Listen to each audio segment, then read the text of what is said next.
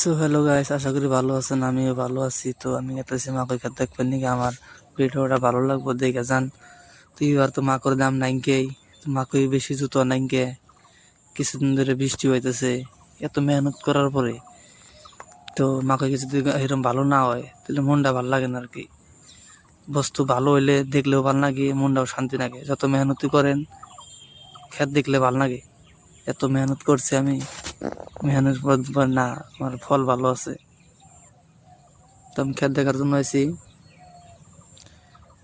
মাকে একদমই জুতো না, এটা আমার ক্ষেত না, আমার ক্ষেতের লগে তো এইটা হলো আমার ক্ষেত।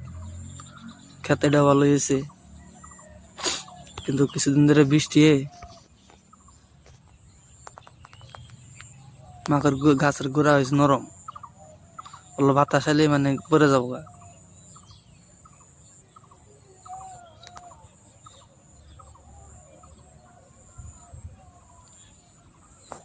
এই যে আমার মানে পাকার লাগার ক্ষেত, বৃষ্টি আইয়ে সব ভাঙ্গে চুরে নামছে। এত কষ্ট করার পরে যদি এত হান্ডি লস হয় তাহলে কতটুকু কষ্ট লাগে।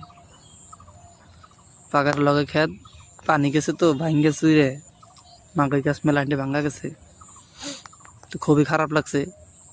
এত হান্ডি কষ্ট করলাম ছোটোর থেকে, মাকই গাছ কিনা বুনছি যে কতটুকু নষ্ট হয় নাই।